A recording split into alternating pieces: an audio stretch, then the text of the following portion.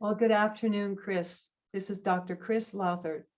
And Chris and I have been having conversations now. Chris is a chiropractor, and Chris has been teaching and integrating German new medicine in his practice for well over a decade.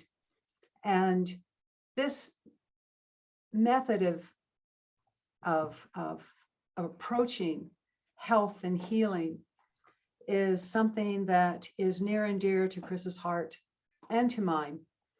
And I wanted to welcome everyone to part 3 of our series on German New Medicine. And Chris, would you take the floor? And welcome. Hey, good to see you again. Good to be back. The weeks are flying by. They are. But yeah, it's good to be back talking German New Medicine with you. Thank you. I do have some slides prepared today, and I thought it would be best to start off with a very quick review. I found over the years of teaching German New Medicine that repetition is a good way to go sometimes. And so it's always worth listening to the 5 biological laws as often as possible. And especially in the beginning stages of learning. And fortunately, at this time, we have plenty of resources at our fingertips to continue our studies after our this may be the first introduction people have to German New Medicine. So there's plenty of opportunity to dive deep and start learning and experiencing the 5 biological laws. So with that said, Kathleen, I guess we can just get right into it, huh? I think that sounds great. And I really appreciate your review of the 5 biological laws, Chris. Excellent. Well, let's let's see if we got this technological stuff squared away today. we are definitely newbies at this, aren't we? Well, you've taught me how to do it this morning. Yeah. Well, how's that look on your end? Is that I think it looks fabulous and beautiful colors. Can I don't know about our videos. Is it covering up the slide? No, it's great. It's all perfect. Oh, really? Okay, good. So it's not covering up the slide at all. All Not right. at all. Excellent. I don't know why it's covering up mine, but let's hang on a second here. Let's just get right into it then, Kathleen. Okay, take it away. All Chris. right. So I really enjoy and love reading this quote by Dr. Hammer. The German New Medicine is a new paradigm of medicine, but it's also a new paradigm of consciousness. It is the awareness that our organism possesses an inexhaustible creativity and remarkable self-healing capabilities. It is also the recognition that each cell of our body is endowed with this biological wisdom we share with all living creatures. Such a beautiful quote, and it really does get this whole process started with German New Medicine and how it is a major paradigm shift in our thinking, in our view, our perception. So we look at disease now much differently. We begin really to deconstruct our belief of disease the moment we start to explore German New Medicine.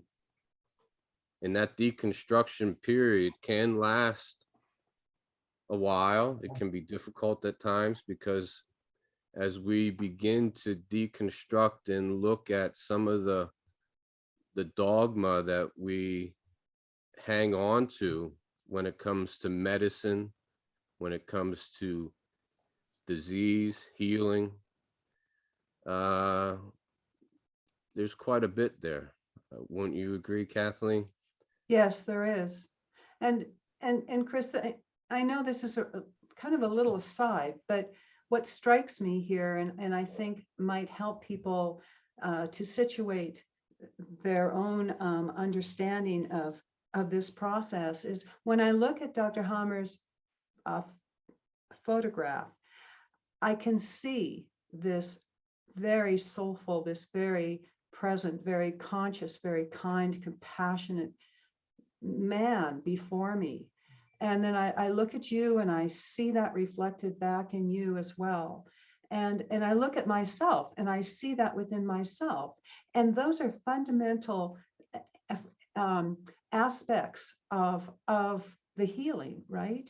It's the we embody all of that, and it's reflected back, and it's so strongly reflected back in him, and it's strongly reflected back in you. And so by paying attention to those subtleties, we begin to understand German new medicine even more on that very intuitive level. And I hope that's not too out of line to put No, that in there now. that was beautiful, Kathleen. That's right. Yeah, Thank you. this is it. You're right on with that. And um, yeah, depending on our age, we may remember doctors of this character structure, let's say, right? Mhm. And there's many out there still today, right? But unfortunately, they're operating in a paradigm that is in conflict with their own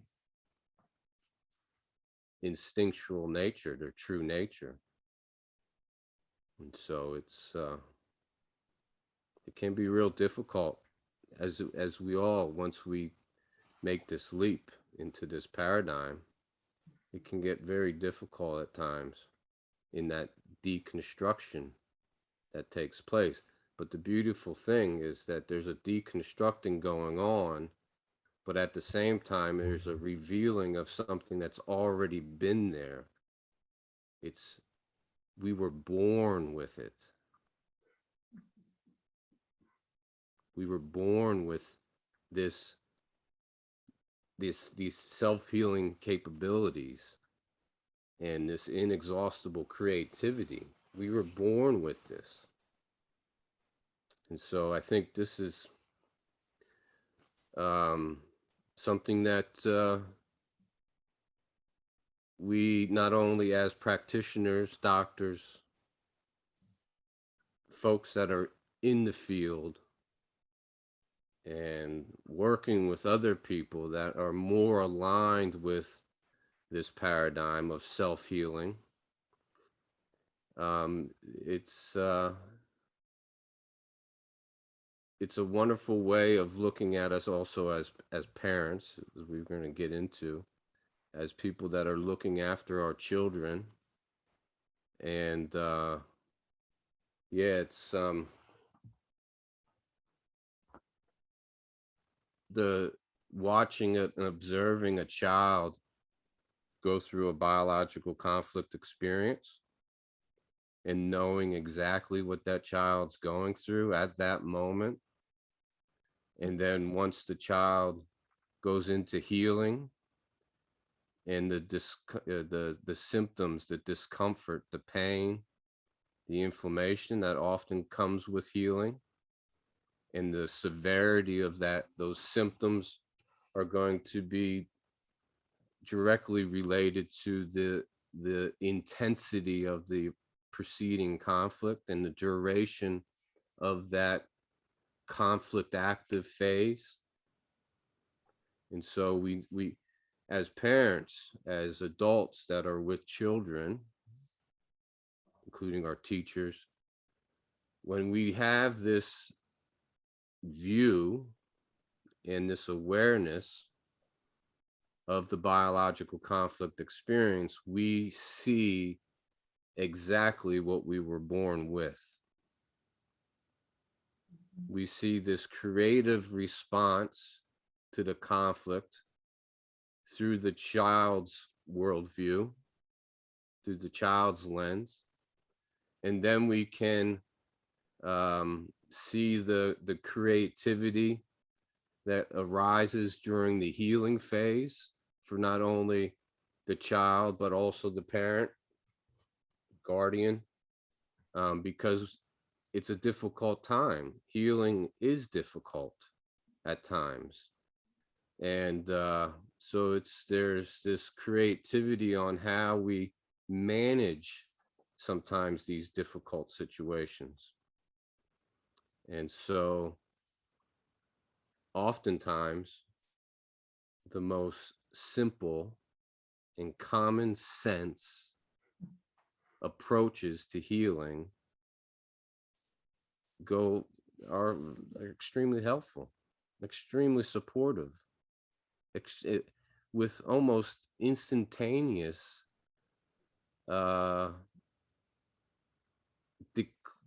decrease of symptoms. It's amazing to watch and observe and participate in.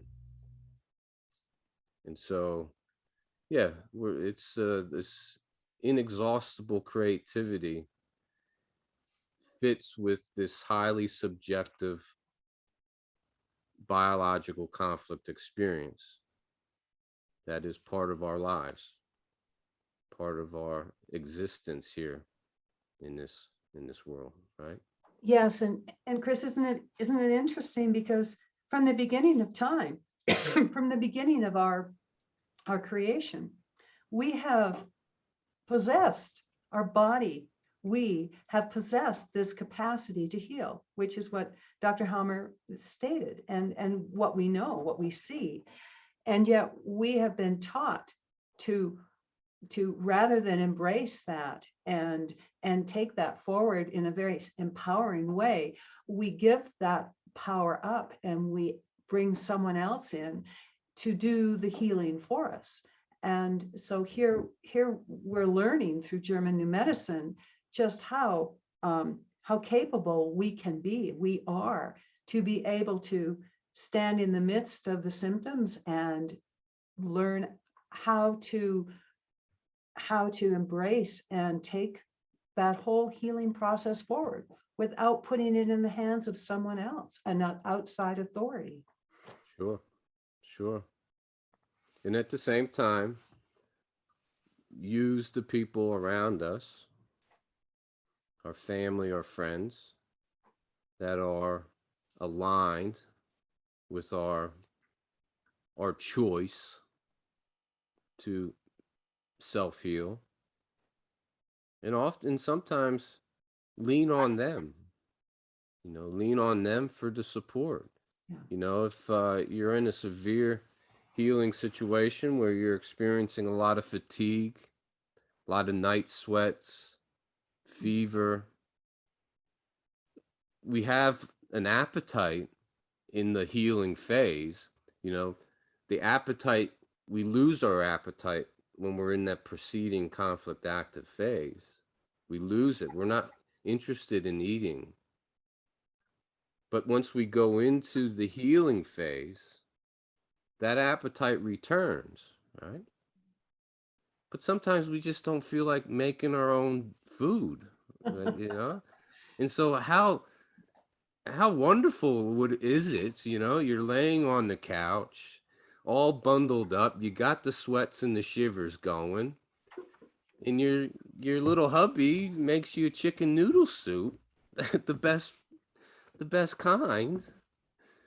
How good that feels.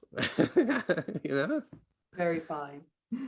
so ask for that help. Sometimes we may have to ask for it, but if you find yourself fortunate enough to have supportive partners and parents whatever.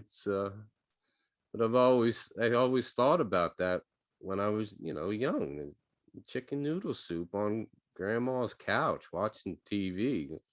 Yeah, maybe no more TV these day and age, but Really? but at least we were distracted, we distract ourselves. So Yeah. we sometimes need support. And again, it's if the severe healing. Let's talk cancer. Let's talk cancer. The severe interductal breast cancer that is inflamed, and it just takes so much of your capacity, your vital energy to just sustain the mindset that this is healing, this is healing. How wonderful it can be that to have a team of people support you Yeah. by, cleaning the dishes and the making the food, and spent just sitting time next to you when you're in the bed, giving foot massages.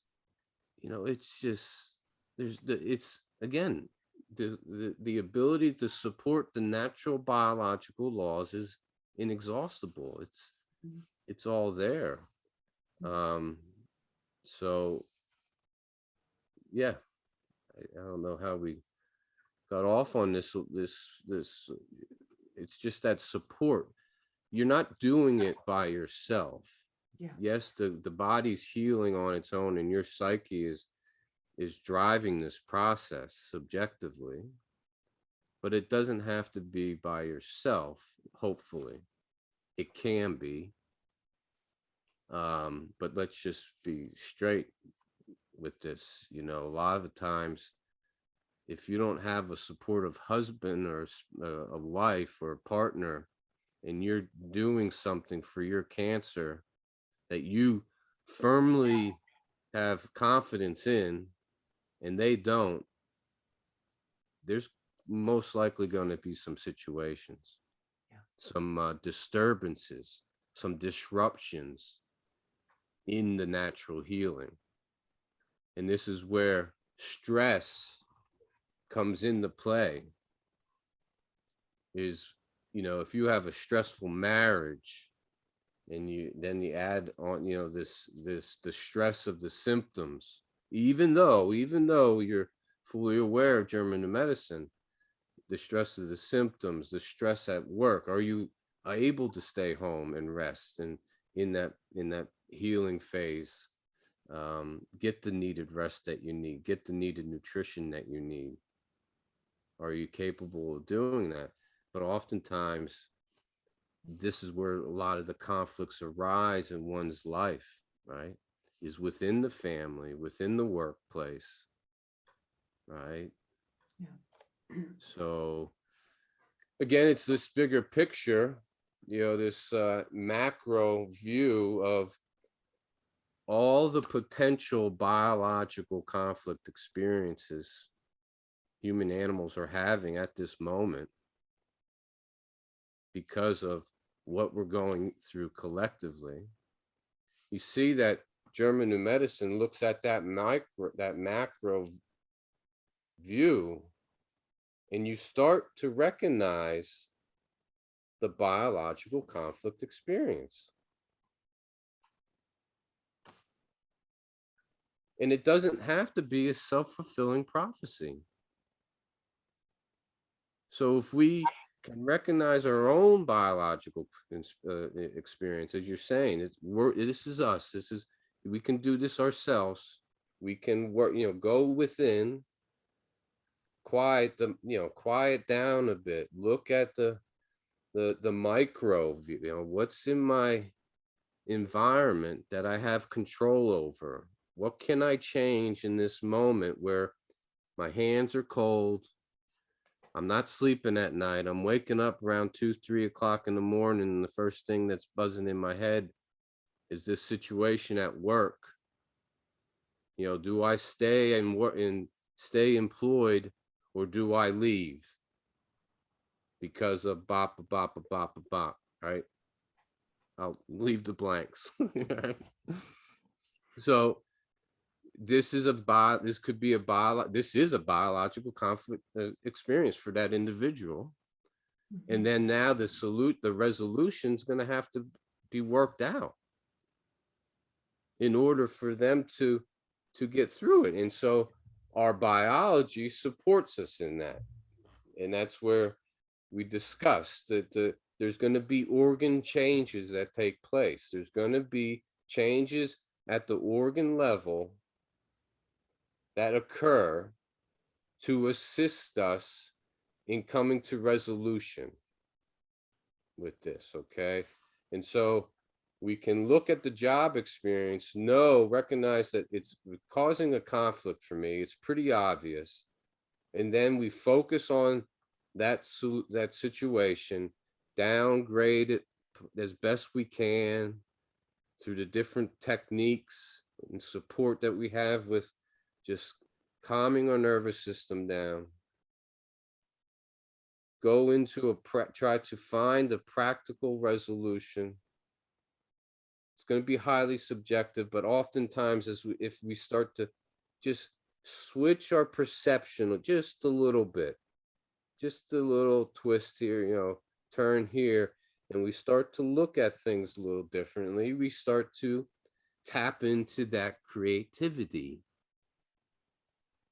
on how to navigate in the self-guiding powers of this whole biological experience is right there. You feel it, you're in it, right? I wanted to just say I came up with through a friend of mine this concept of, and I go into posture of being an anthropologist from Venus, and as a man, an anthropologist from Mars. The idea being to step back, so I'm no longer coming from that I subject. I'm now stepping back, and I can see more of a macro picture, which is what you're saying German New Medicine is about, when we step back. And that does seem to help. It's like, instead of being a writer and writing in first person, I'm now an omniscient narrator. And I think that's part of what you're talking about there. Absolutely. Yeah. It's again, you're in the experience.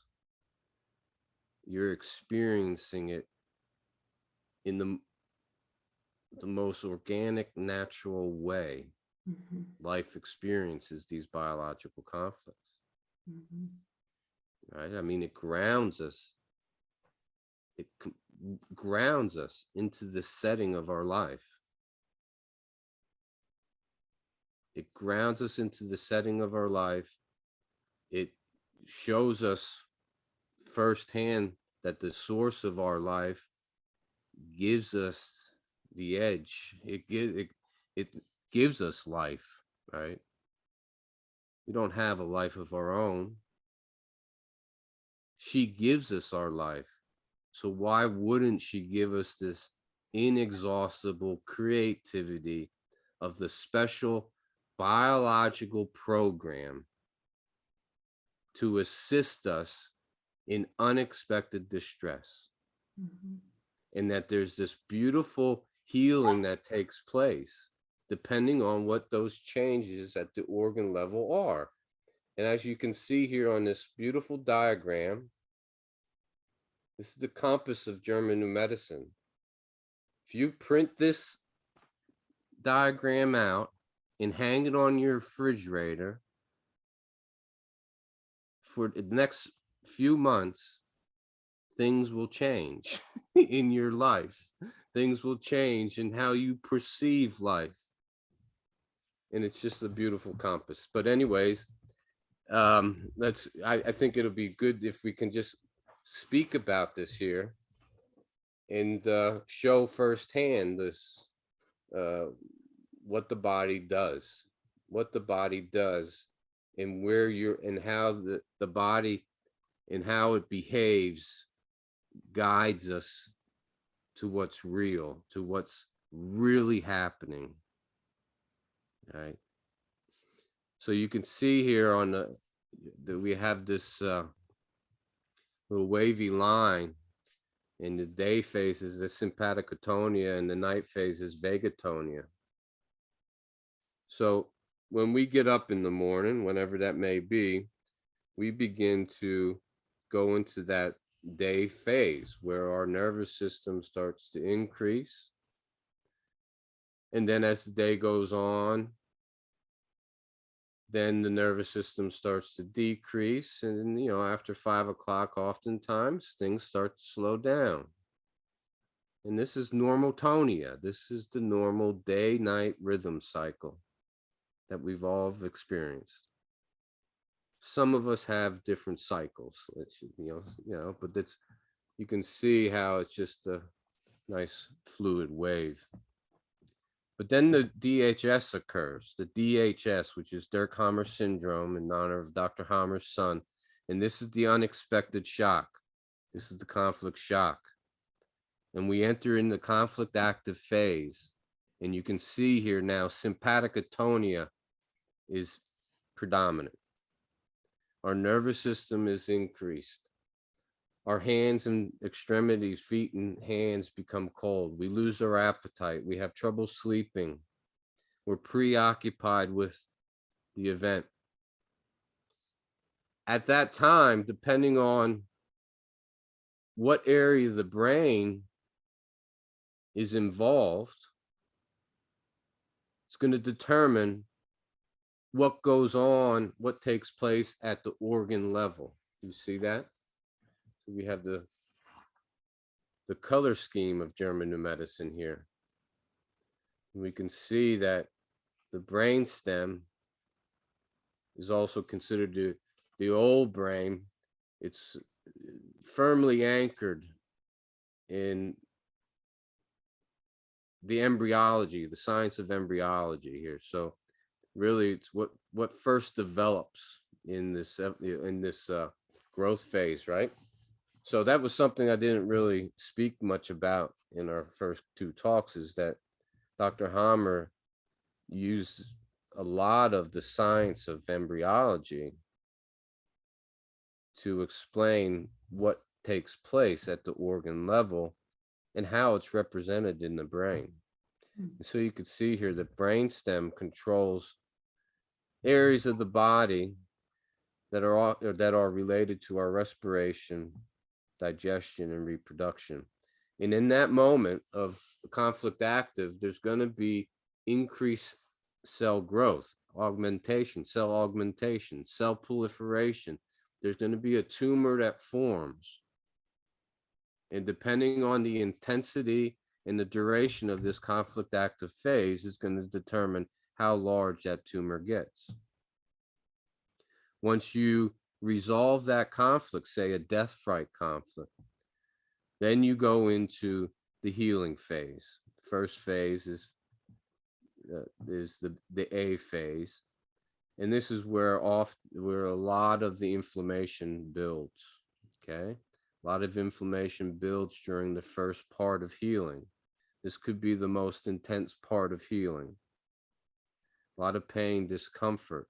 But one thing, as I said earlier, our appetite returns. So we'll feel a shift in our appetite. Now we're starting to crave certain things. We get hungry again. And it's important to know this, particularly of this certain program that are controlled by the brainstem, is not only is our appetite going to return, but we're also going to have night sweats. We're going to experience night sweats. These are the sweats. It's not the hot flashes that women get during changes of into menopause, but these are when you wake up and your shirt is really wet. The sheets are very wet. You're sweating, but you got, the shivers a little bit. You got a fever. What's happening is there's actually tumor breakdown occurring. The tumor whose purpose was to absorb more oxygen during the death fright in the conflict active phase is now breaking down. And that breakdown process is assisted and actually is it's not assisting, it's actually doing the breakdown. The breakdown is actually tuberculosis. The microbacteria is actually doing the tumor breakdown, and it will decompose all that extra tissue that is no longer needed. And in that decomposing process, we're going to have night sweats. This is a key symptom that gives us a direction, gives us guidance as to what we're going through. Why the night sweats? The night sweats is because there's breakdown, there's tissue loss happening now, and we're losing protein. And so one of the most essential things somebody can do in this healing process, this healing phase, is to get adequate supply of protein. This isn't a time to be fasting. This isn't a time to be going through some detox program. This is a time to feed your body that essential protein that you are losing during this decomposing, this breakdown. Now, this breakdown could happen in the stomach, in the intestinal tract. It could be in our prostate. It could be in our lungs, which is often diagnosed as tuberculosis. It could be the breast gland tissue decomposing. And so there's a number of biological programs that it could be the kidneys, kidney collecting tubules that we talked just a little bit about. When we're retaining water, when the human animal and other animals go through an existence conflict or an abandonment conflict, a refugee conflict, as Dr. Hammer called, there's different aspects to this conflict. But when our life is at stake and we're having an existence conflict, or our loved one is held away from us and they're not able to see their loved ones, they're hospitalized without any visitors, they can have an abandonment conflict, an existence conflict, and they'll retain water. They'll blow up with fluid. We see this in the hospital setting all the time. And that increased water is the conflict active phase. But once that existence conflict is resolved, we immediately start urinating that extra water. But in the kidneys, the tumor is decomposing, and we'll have the night sweats. So in this particular situation, this existence, because I could say, I know we've all experienced this conflict at one point in time. Mm-hmm. And we start feeling that water retention. Our rings are feeling a little tight around our fingers, or we see our sock line around our ankles, right? But we don't have any symptoms. Sometimes the symptoms could be just a little sweaty, right? But one of the keys that when we first go to the bathroom in the morning, our urine's going to be cloudy. So when we have cloudy urine in the morning, oftentimes that's not because we didn't drink enough water, but that we're going through the healing process of an existence conflict. And we may have those sweaty, shirt, or the sweaty, pillow. And this, again, this is the feedback that we get from the body. So that was a little bit more of what's going on at the organ level and how the brain is involved here. And you can see it here with the diagram. And then we can see what happens when the other areas of the brain are involved, like the cerebral cortex. The cerebral cortex is where the bronchial tubes and the bronchial mucosa is located. So when anybody experiences bronchitis, this is the area of the brain that's going to be involved. And bronchitis is often often or not, it's either a territorial fear conflict or territorial scare conflict, a scare or fright conflict.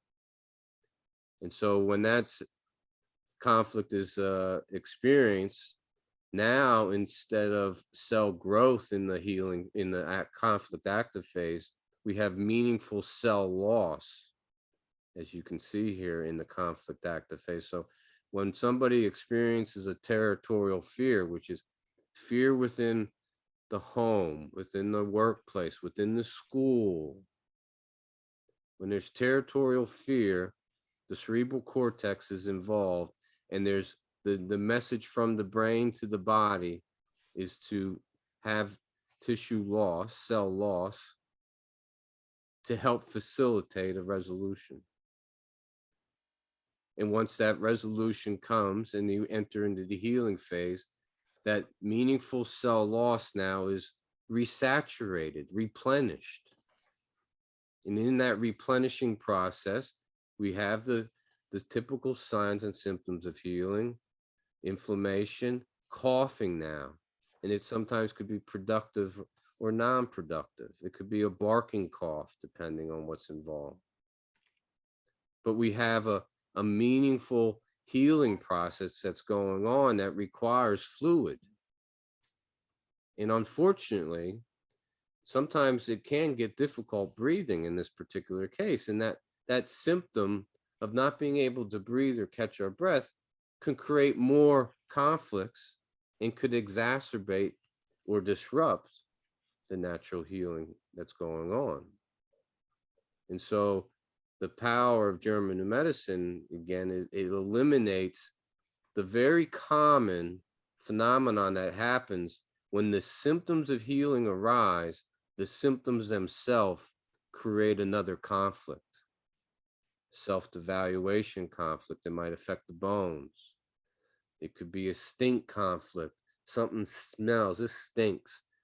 That affects the nasal cavities and develops into sinusitis.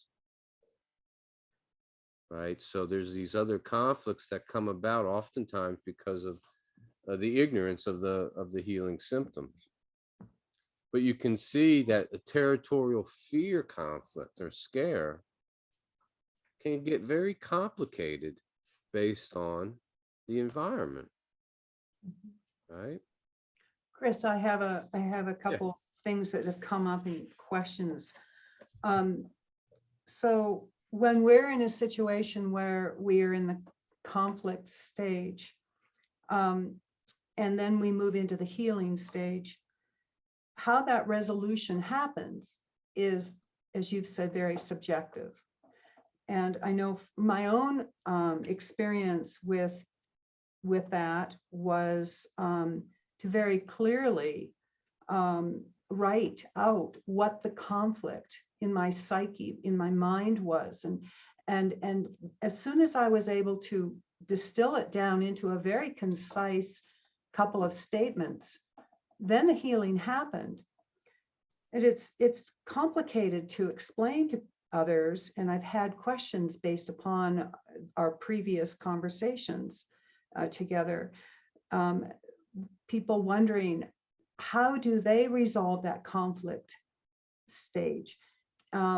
So my own personal experience was very clear, but can you give some examples of how people that you've seen have resolved that conflict to then be able to move into the healing phase, so that whether or not it's from the old part of the brain, as in the brain stem, or in the cerebral cortex, as in the new brain, how do people do that? Could you give some guidelines there? Because that's that demarcation of conflict versus resolution that puts us then into healing that's the nugget. That's the tipping point. Yeah. Yeah. So there's a couple things, again, I'm pretty certain that you said it. It's a highly subjective. The resolution is highly subjective. And depending on that person's background, depending on the tools that they have acquired in their life journey, it could be their spiritual outlook. All these factors come into play, right? Mhm. When faced with this is an existential situation.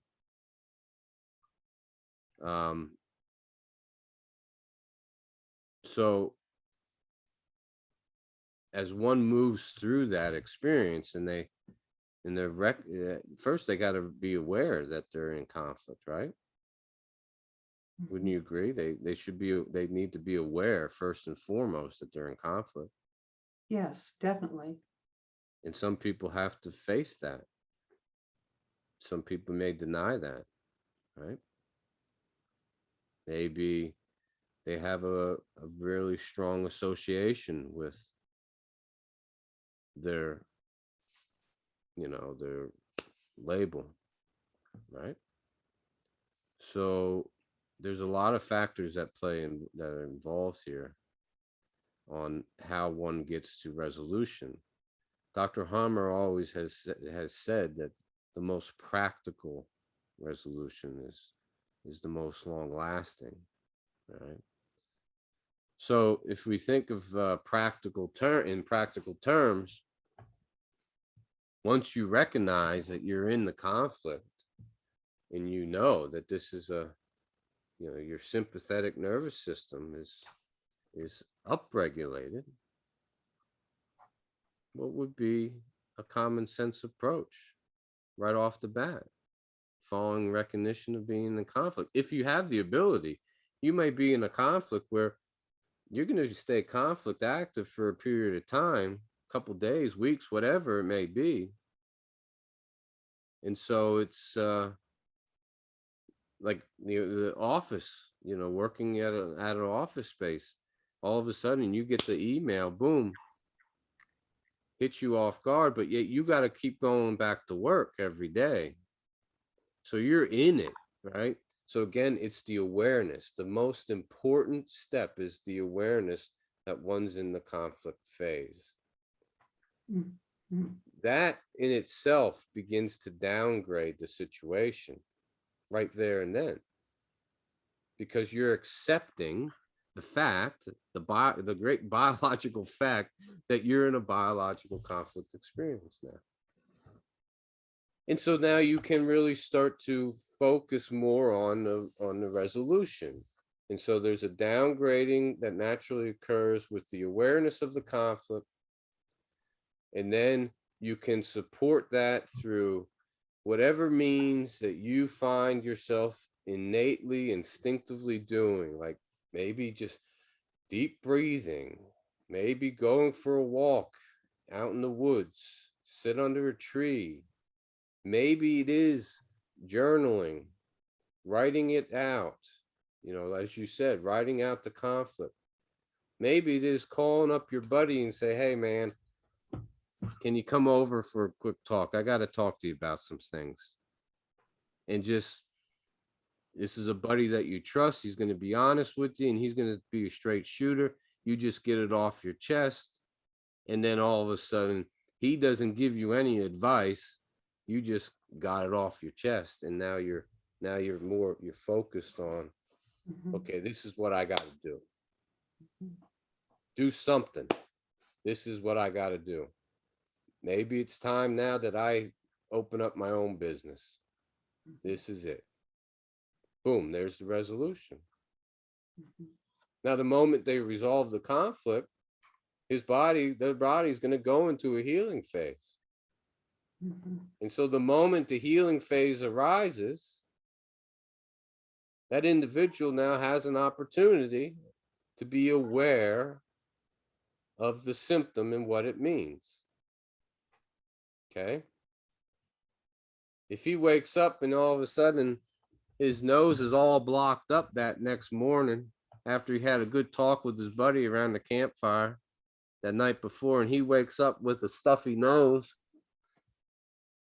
And he just had this new thing introduced to his mind a couple days ago on YouTube about a biological conflict experience and getting, going through it. And he wakes up with a stuffy nose. He might initially think, ah, man, I must have been allergic to that damn smoky fire. It got me all stuffed up. It got me. Or his attention might immediately go to, wait, I'm having an issue with my nasal cavity. This is how people start to think of sinuses. And I had a stink conflict. Something stinks. I can't believe this. This smells. This situation stinks. And so that guy there looked at that unexpected email from his boss, give him the ultimatum, went through a couple days, had a talk with his buddy around the campfire, and then he goes into the healing, and it was just a stink conflict. It's just his nose. Right? But what about this, Kathleen? What if this gentleman wasn't having a stink conflict, and we don't know this when we're in the conflict active phase, other than there's some biological programs that do have symptoms in the conflict active phase. And one of these symptoms is sharp stabbing chest pain. Sharp stabbing chest pain. That's a conflict active experience that involves the coronary arteries of the heart. And that individual, that male, let's just say, is going through a territorial loss conflict. And that letter, that email from the boss is being perceived subconsciously now as a territorial loss conflict. One of the things that you have to be aware of when certain programs are running, it's sometimes not the best thing to resolve the conflict.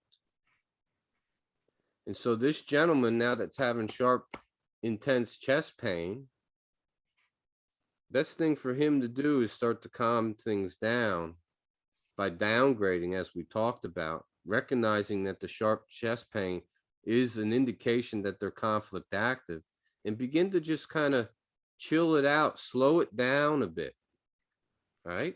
Slow it down, because what's in store during the healing phase is a heart attack in the healing phase.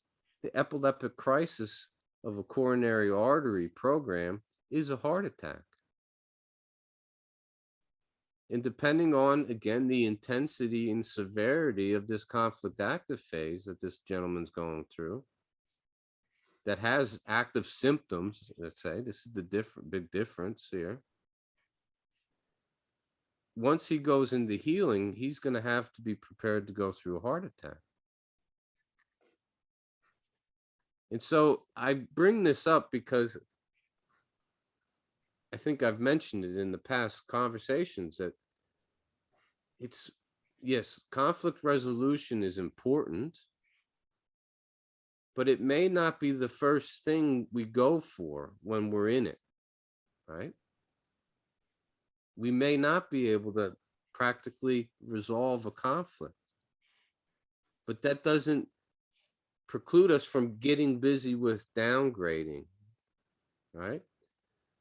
So the downgrading process is something that should be more explored more for folks, right? I don't like using the word should, but I recommend this downgrading process versus focused on resolution.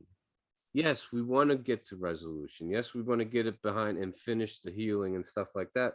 But again, as I said, Dr. Hammer, there may be conflicts that we take to our grave. And in this current environment, this current state that we find ourselves in, it's not going to sometimes not be possible to resolve our conflicts. But does that put us in a bad position? No. No, we learn how to manage our conflicts now. And this gets into the subject for folks that are starting to get a little bit more curious about German medicine. I would start to explore what Dr. Hammer calls schizophrenic constellations. There's a whole section on learninggnm.com that has a heading of schizophrenic constellations. And this is the part of German New Medicine that explains mood disorders, anxiety, compulsive behaviors, depression. And these symptoms that we've all experienced are linked to the biological conflict experience. And so I bring this up, Kathleen, as a way of, again, not pushing aside the conflict resolution, but explore what happens when we have multiple conflicts that are active, in the beauty that begins to arise in that we call schizophrenic constellation. This is where the vein of German medicine gets really deep into the psyche. It just will blow us away. And I plan on having more conversation about and get little schizophrenic on you. But again, so once you know about constellations, you again start to look at the conflict resolution a little differently. So I don't know if that answers the question. That kind of reiterated a few things I've said in the past, but maybe that kind of brought some loose ends together. Well, it does, Chris, and I think it helps really put some clarity on the embracing of the conflict portion of what is happening within our psyche, within our mind, within our body, so that rather than being afraid of that process, that part of the process, but to really embrace it and learn about it, and become so familiar with it that we become completely one with it, so that we can, as you say, downgrade it, we can dismantle it, but we can own it as a part of the inherent healing process. And it's not to be afraid of, but it's to understand it, so that we can then move into a supportive healing phase. Would you say that would be accurate? Absolutely. It frames it in this natural setting, world setting that we find ourselves in. Yeah.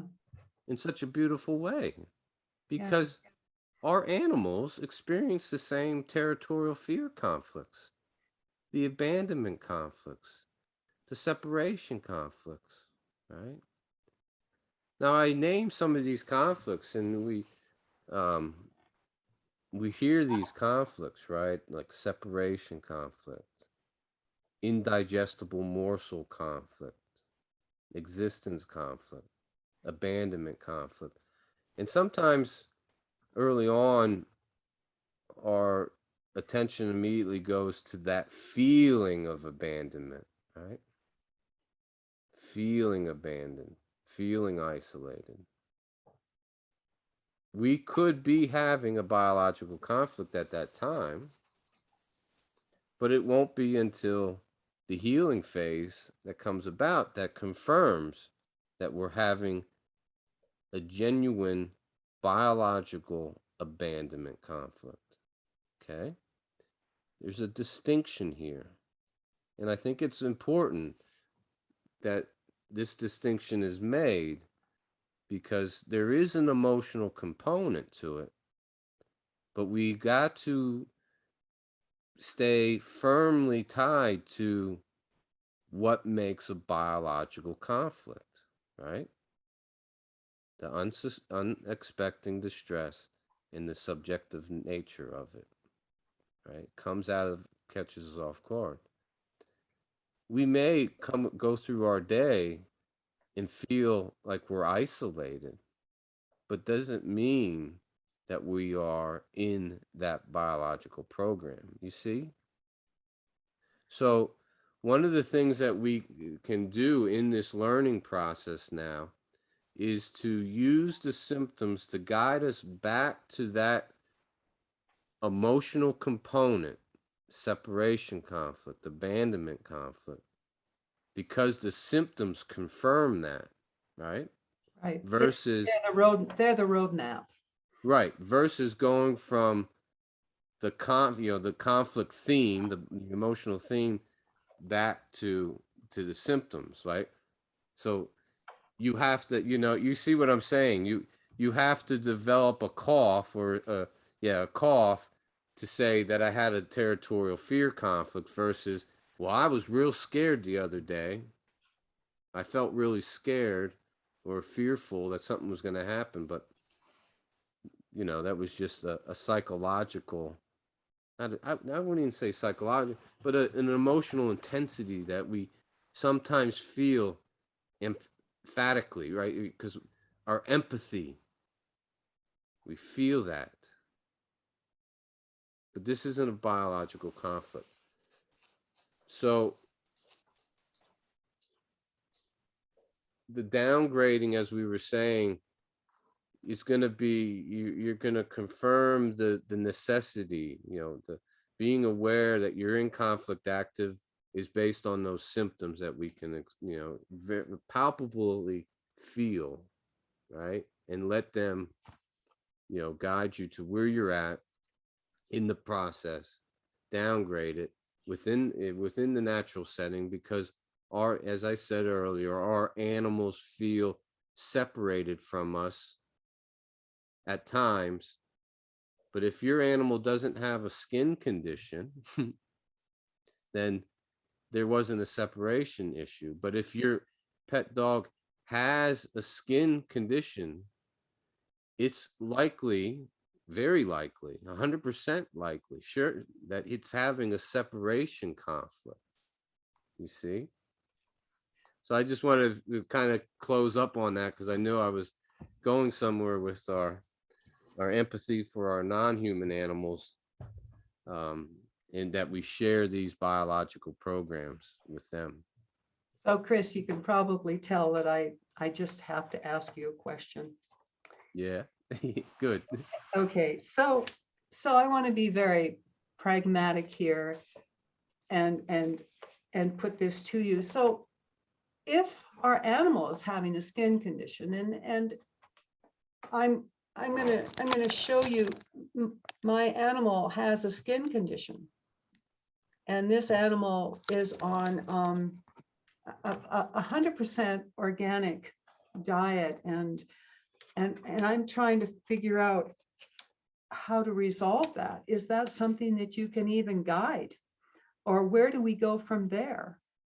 Oh yeah, this is good. Yeah, I like So I mean, this. we can use homeopathy, we can use, we can take things out of the food, but how do we deal with this separation conflict with our animal? I mean, this animal is pretty much always here. Yeah, And so I'm trying to understand that, since you brought that up and it was so poignantly yeah, specific to my life. I'd love to hear, because I know skin issues are one of the main issues that dogs suffer. sure. Yeah, yeah, yeah. So who are we talking about there in the This is background? Rose. She adopted me a year ago, and Oh, uh-huh. three weeks later, she gave birth to 8 puppies. Oh, so you still have the 8 puppies? I found homes for them, thankfully. Oh, okay. Nine dogs for a cat family was a little much, but it was, I had separation anxiety conflicts saying goodbye to each one. Sure. Okay. So you see, yeah. There's a little different feel to that, right? Oh, yes. Yeah, yeah. You weren't in a biological conflict per se, right? No. It was more an anxious feeling, uncomfortable feeling, Yeah, it was very sad. sad. Yep, yep. So Rose developed the skin condition when? That would be my first question. She, well, actually, I thought that perhaps it was the diet that I was feeding her, because it would probably be just a little bit before she gave birth. So within a couple of weeks of coming into my home, Okay. And where was Rose before that? running down a hot highway. Oh, Yeah, she was left just out in the wilderness land in the hmm, 3 month, hmm. 3 week, halfway through her pregnancy, Okay. abandoned. Sure. Yeah. Yeah. Yeah. And that's all you know about what she was experiencing before that you met her? Okay. That's right. Okay. Hmm. So what kind of what scenario can you see in this situation? Like how would so she developed the skin condition shortly after she arrived with you, right? And shortly after she gave birth, right? Mhm. Tell me what kind of scenario comes to mind that would create a separation conflict for Rose. Well, I would think that having to give up her puppies would spur that on. And over a period of 9 months, I placed various puppies, generally two at a time, into households. And the last two were with me for 9 months. And she sees many of the pups on a regular basis, but not all of them. Okay. And her the itchiness seems to come in more extreme periods of time and lessens at various other times. I thought perhaps it was food related, but I hadn't really focused on the abandonment of her puppies. But she was very close, and perhaps even when she sees some of her puppies, she's very close with them, and they play and they kiss. And Mhm. perhaps the this itching becomes more extreme after they part. So I'm wondering Here we go. Here we go. This if is good. maybe that's part of that. Mhm, mhm. So, do you know if this was her first litter of puppies? No, I think she was used as a brood dog, No. because there were two golden lab puppies about 4 months old that had been dropped about 10 miles to the east. And I believe that's where she was running. She was running east, and I found out about them, but they had already been picked up and placed. So we never, Uh-huh. yeah. So I would say she's experienced a separation conflict a number of times. Mhm. So this separation conflict is very her psyche, her biological psyche is very vulnerable to separation conflicts. Uh-huh. That And makes sense. it often is separation from the offspring. Uh-huh. Hmm. And here we have brood dogs on a regular basis, and the idea of having puppies birthed and separated and taken elsewhere is a common affliction that our dogs are forced into. And we wonder why there's so much uh, difficulty with healing skin issues, when really, as you're saying, through German new medicine, it's an emotional issue. It's a biological, emotional issue, and it's based on the really the function of our skin. The function of our skin is touch, sensitivity to touch. And so when the animal, non-human animal and human animal alike, experience that unexpected distress of not being touched anymore, Mm. this program easily is activated. Wow. It's Interesting. very, very common, and we see it with our infants.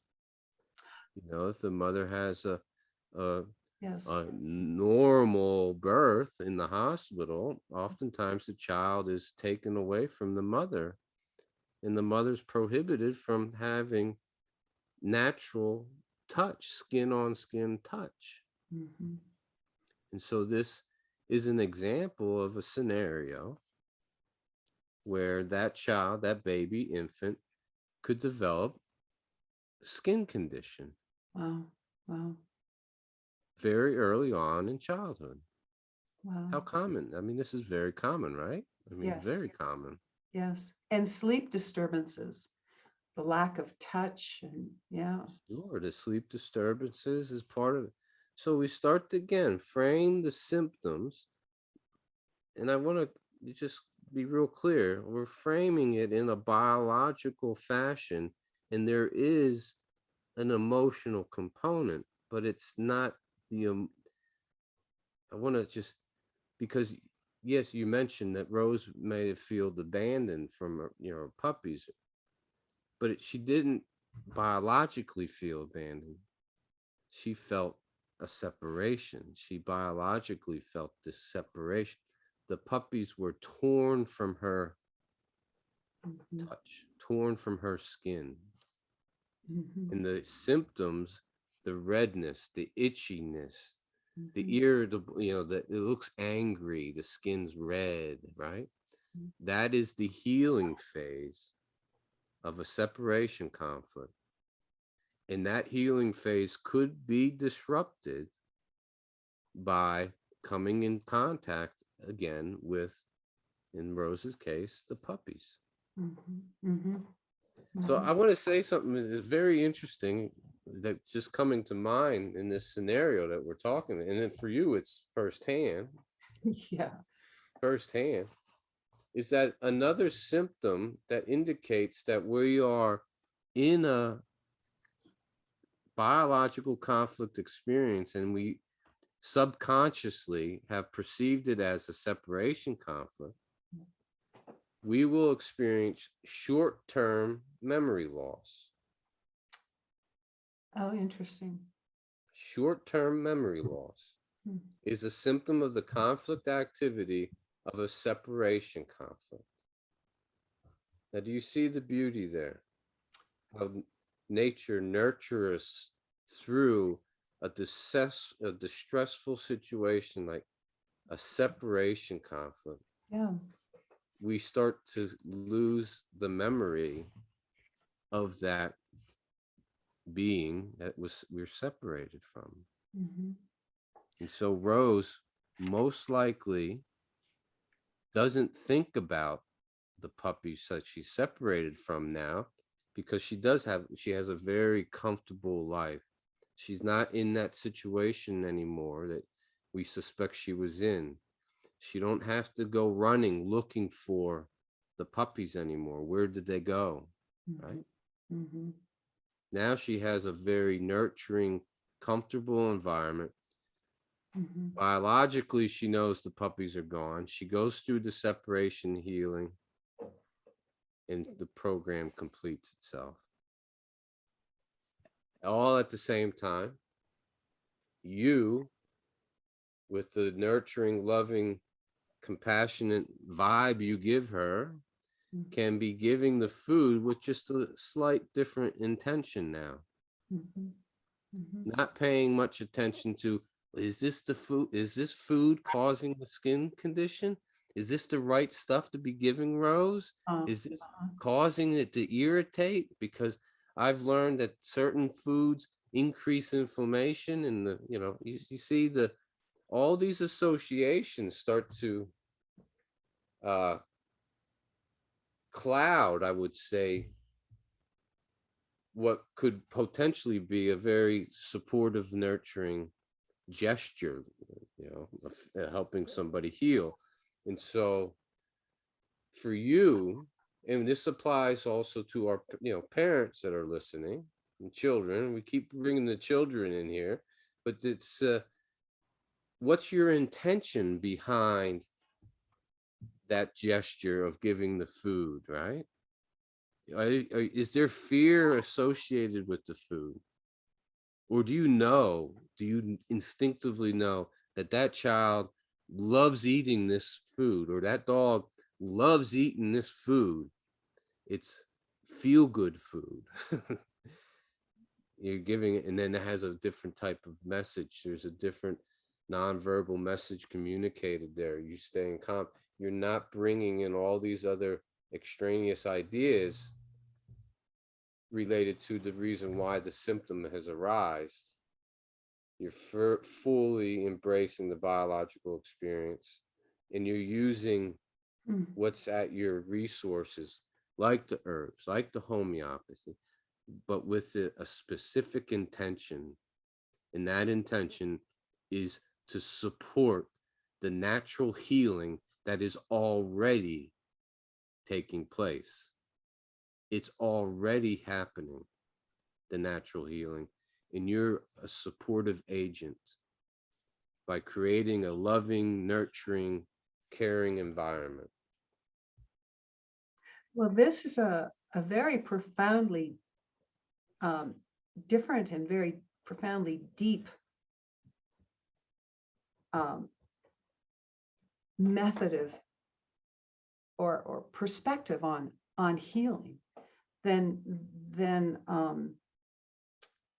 I think maybe than I expected, because I mean it's simple in its in its outline of conflict resolution and the subjectivity of things, but we're really talking about how we approach.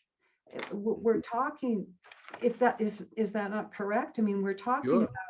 about truly understanding that the body is in this spontaneous state of healing. It's giving us these these these symptoms to offset this sudden shock that has situated that we've been exposed to, something that is that we're really not able to avoid throughout life. I mean, most of us have some kind of unexpected shock, but our body is designed. Nature has designed this incredible human body that gives us the capacity to recognize um, and and and give us these symptoms that we then can respond to if we honor them, so that then our body can completely heal. I That's mean, right.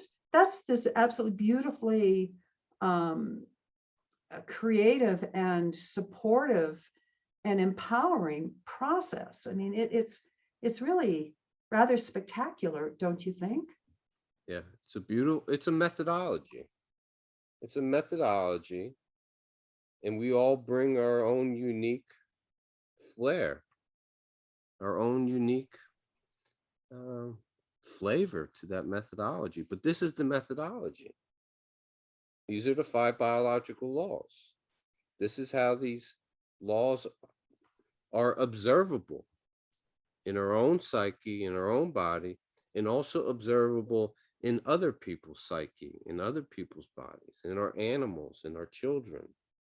And so it is this act of observation that's important, observing this. And that's where the learning really starts to, as you said, deepen, but then becomes body wisdom. And we begin to operate differently in the world, despite the increase in potentials of biological conflicts. And it's all here. It's all here in this active observation and recognition. But then it's also here within your family, within your friends, that you, if you have close people, right? And everybody's operating with this methodology. I mean, how beautiful. Yeah. And yet how it once was, right? But we're not going back there. We're here now, but we can bring, as we said in our first conversation together, bring some of this. I really, it's common sense how I look at this stuff, like with the healing, it's common sense. Simply, and this is why we can communicate this to children in a way that is so powerful that these children are not conditioned to fear disease, but are conditioned to embrace the natural healing symptoms that they sometimes experience. Right. It's just that quick. And also to honor the body, to Right. really understand that it is so finely tuned to absolutely everything that we think and feel and do, everything we eat. It impacts us on the mitochondrial level, on the cellular level. We're turning on and we're turning off the healing process, or we're the conflict. We're actually we actually have that kind of influence upon ourselves. And so to understand and to really honor ourselves, because we are that finely equipped with the solution. The body is equipped with the solutions, but the abuse, as we abuse our body, we can overload the body in a way that can result in very catastrophic results. But if we are in sync with our body and the healing, we can heal from everything. Would you agree with that? Sure, there's this balance. We're in balance, right? Coming back into balance. Yeah. You know, I do agree with that. It's our bodies and minds can take a lot, particularly our bodies, if you think about it. Mm-hmm. You know, if we live in a toxic environment, a wasteland. It's toxic. We know this. Yeah. But yet there's a lot of highly functioning human animals getting shit done, right? Working, being creative, got the juice, but yet we're surrounded by toxicity. Yeah. Right? We're surrounded by the mind toxic, the beliefs, right? Yeah. These toxic narratives that are running in the background of people's psyche subconsciously, because these toxic narratives is mind control. And they got these loops running of many people. And this is the brilliance. It's like samurai sword cutting through. Yeah. No fear of disease. The moment you grab that and rip it from the roots, out of your NLP, out of your psyche, out of your body, just rip it out, everything lightens up. Yeah. Yeah. And yes, we're going to go through conflict experiences, but it's a lot lighter. And Yeah. I find it, yes, it gets uncomfortable, but sometimes there's a certain humor to it for me. I'm just speaking for myself because I'm living in my own psyche here. But, when I go through a conflict experience sometimes and it manifests in certain ways, it's like, oh, really? Huh. Didn't really think that was bothering me that much, Do I really got to look at this? It's just these subtle nudges now. Yeah. To the existential. In the moment you get it, and that act of observation happens and you recognize it, the symptoms disappear. Yeah. And then that's like, whoa, wait a minute. This German New Medicine stuff is for real. This is real. Yeah. This is science. This is real science. It's reproducible evidence. And this is why they're afraid of it. Mhm. Mhm. It's reproducible in every single case. Yeah. You have to apply the methodology. You have to apply and look through the situation with the 5 biological laws. That's the rule. That's the only rule. You stay within this and you work from there, not discarding, not getting rid of anything that could be supportive potentially, but oftentimes just getting rid of these narratives. Well, These narratives. the mind is king, right? I mean, Right. what we allow Well, our mind to do can release us, or it can entrap us. well, our intelligence is what frees us, right? The mind is this mechanical Mm. part of us, right? But it's our living intelligence that is very powerful, Yes, our very powerful. And then it's learning how the mind works, yeah, right? That's yes, powerful. I get you on that. It's yes, it's the mind is mechanical, but it's very powerful. That's why the way the things are playing out yes, in the world scenario is how powerful the mind is and how mechanical it can be controlled, right? yeah, Versus what we're talking about here is this living intelligence that we breathe every moment of our day. Living intelligence. We're endowed with this intelligence, divinely endowed with this intelligence, and we breathe it every day with our source of life. mhm, And we recognize the natural setting that we find ourselves in. This is how we live. This is right. mhm. It nurtures our psyche, and it lightens the load. Yes, It lightens the load. The human biome, this microbiome is a catchy term that is put out there, right? This microbiome, it's 4 to 1. There's 4 to 1 microbes to our cells or natural cells. So the microbes are very prolific, let's just say, right? There's tons of microbes.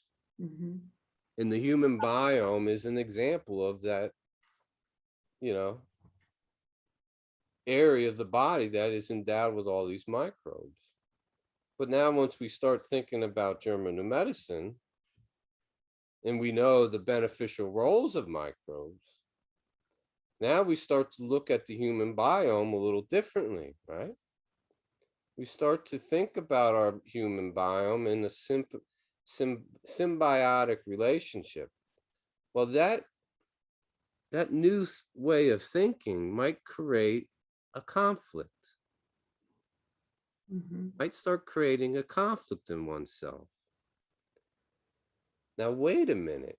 Are you saying that all so-called diseases originate from an unexpected shock? Yep. And you're saying that all microbes are beneficial, they play a beneficial role in the healing? Yep, saying that. So what about this toxic food? What about this environmental pollutant? What about bop, bop, bop, bop, bop, bop, bop? The list of toxins, right, is a mile long, Mhm. right? We can go through all the different narratives related to toxins, and we can start seeing each one of them played out in this potential conflict of German new medicine and then this toxic wasteland. And so in that process of deconstruction, we're going to get to this toxin issue. Like, how do we cope with this? How do we adapt to this? Let's say, how that adaptation, how do we adapt to toxins? How do we overcome this toxic wasteland that we find ourselves in? Well, again, we go first, let's go to the micro level. Let's not look so much out in the macro. Let's bring it into what we can control now. The manageable. We know what, oftentimes we know what we can eat, right? And we know that when you're making fresh greens from the garden and you're eating good, wholesome food, you got a lot of vitality. You feel good, right? You having regular bowel movements. You're cranking it, right? Well, what commonly happens is that maybe you have a biological conflict experience, and now that symptom arises as diarrhea. We didn't know that there was a preceding issue going on. We didn't feel ourselves in I mean, we were eating good.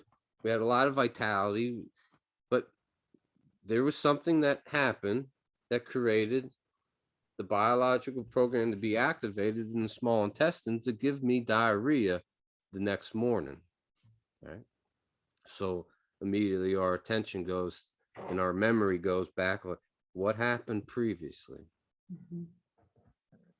And oftentimes, the more you hone it, it comes like bing, bing, there it is. It was that email. That was that comment from my spouse, or a comment from a coworker. It wasn't some big hoop-de-doo distressful situation. It was just that subtle comment that caught you off guard, and your subconscious perceived it as an indigestible anger, and you resolved it oftentimes by just going to bed and, letting it go. Some people just let things go at night and they go to bed, they fall asleep, but you wake up with diarrhea and you're wondering, okay, is it the food? Did I eat something? You see? And then it's like, wait a minute, I'm eating wholesome food. It's good food. So there's another explanation that we see that's going in play here. Now, if one is eating toxic food, you can be assured that their vitality is going to be pretty low. It's common sense, right? If that person has a lifestyle on top of that that isn't aligned with wholesome, holistic approach to life, right? Their vitality is going to be low. That person, when they experience a conflict shock, is going to be in a different situation versus the other person who has that wholesome lifestyle, eating good, right? Just like they went to bed and they woke up and just had diarrhea, no big deal, right? Versus this other person that has a toxic lifestyle and all the toxic narratives running, they're going to be more susceptible to the biological conflict, and they're going to be more susceptible to not making it through the healing phase that's going to come after it. Yeah, because they're not understanding the basic elements of how to honor the body's natural healing process. The honor the body, period. And honor the body, period. Right. So the complications of trying to peel the layers off the onion to understand why they're feeling so terribly is perhaps beyond their reach. Sure. Well, there's millions. Yeah. But there's some that there's a lot that it's in our reach, right? So once Yes. you hear this medicine, you hear the biological laws, and you see, you reflect on the lifestyle that you're leading and living and emulating, you don't get rid of that. You continue to do it, but you're going to do it now in a different fashion, a different style, right? And you're not going to be, it's not going to be in the victim mindset of the conflict experience, right? The biological conflict experience. You're going to have a conflict experience. You know the work, you get to work with the method, whatever that method, how that method looks, and you get to work, you get it done, you close the program, you go on. Wow. Well, Chris, we probably are needing to draw this series, part of the series, to a close, so part 3. I'd like you to maybe do a quick summary, and then the next part 4, we'll pick up from here and go onward. But this has been absolutely fascinating, as each of these parts have been. So if you could maybe do a bit of a summary for us, please. Sure. Yeah, we touched on some new aspects to the work, I think, today. Mhm. And we kind of gently have moved into some subject matters that often arise when German New Medicine now has center stage, right? So when German New Medicine and the biological laws have been defined, and there's been instruction with those, what those laws are, now what do we do? Now, what do I do when I have these conflict experiences? And as we said, the first is being having that awareness now, the attention to recognize the conflict experience for what it truly is. It's a biological phenomenon that we all experience at one point in time in nature. And then it's the awareness of what the symptoms mean and how they guide us. It's part of the symptoms, the natural healing symptoms, or even the symptoms in the conflict active phase, as I spoke about earlier, the stabbing chest pain. Those symptoms are part of our self-guiding capacity to give us an upper hand, to give us the edge to get through whatever we're going through. And so it's a view of life,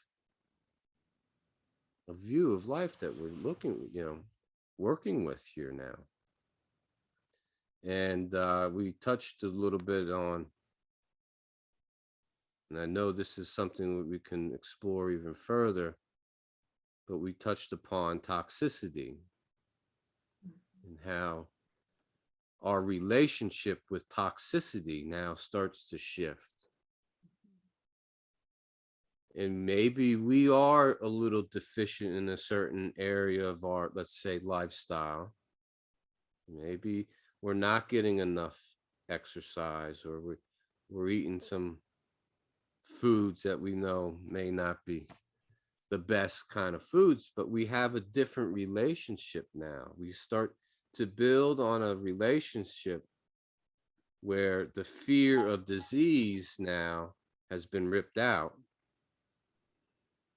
and there's a more of a functional relationship, but it has to stay functional, not dysfunctional. Right? If an example of a dysfunction would be spending your whole day worrying about toxicity. Am I being poisoned? Am I around somebody that is poisoning me? Is such and such a poison? Or, you know, it sounds like there's a compulsive behavior here going on that may be connected to some biological program, right?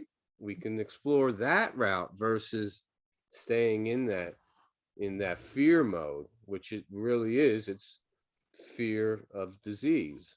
Mhm. And so we simply start cleaning up our lifestyle. It's pretty common. That's a common sense approach to what we can do, and recognize and acknowledge that there's certain parts of our lifestyle that's deficient, and we work on it. We take steps to work on it, and we keep the ones that are, that can be fit into this method of self-care and healing, and run with it to see where that goes, right? So you got your herbal medicine, and you just bring it on over and plop it down and start running with this now. It's the relationship we have with the toxins that is more powerful and more, it puts us more in an advantageous situation. Mhm. So the top, we can definitely bring up this, what do we do, what can we do? And I mean, real quickly, what can we do? Can we detox now? Well, as I said earlier, you don't want to be detoxing while you're going through a biological program where the symptoms are real intense and you're losing protein. Yeah.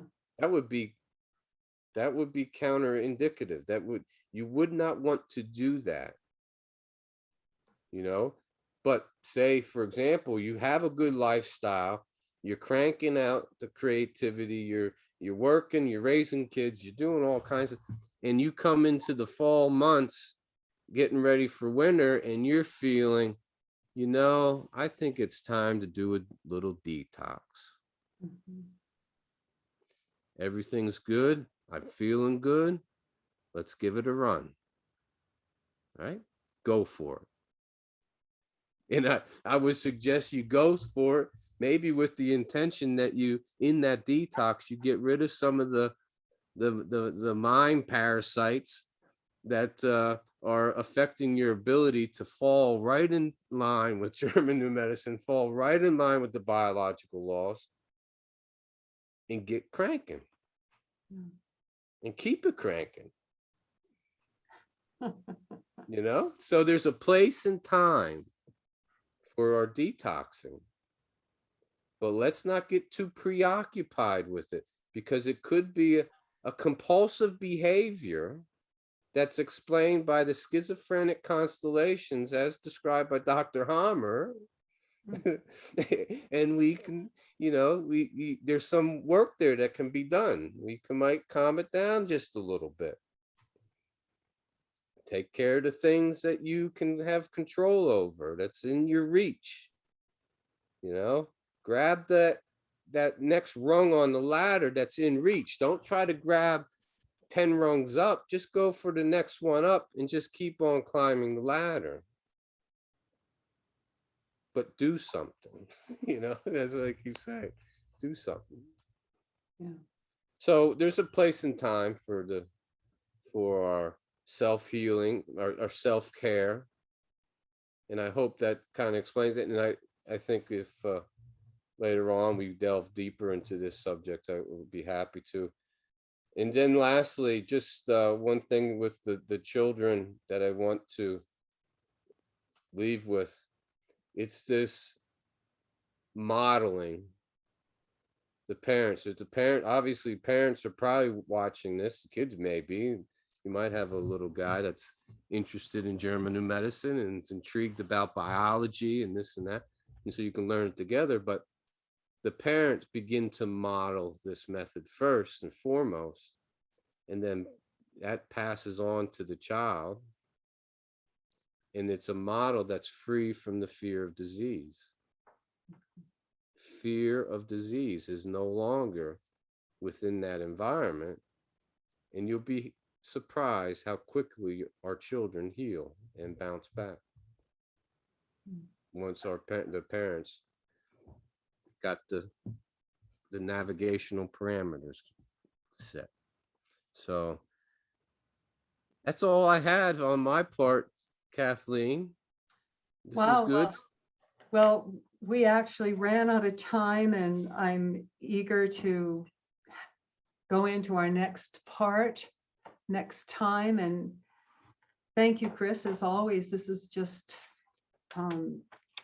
so enlightening, and I'm very grateful to you for bringing this forward for us. Well, it was great having the conversation again, and I look forward to our next one. Me too. You have a lovely week. Thank you. You too, Kathleen. Bye Bye bye. for now.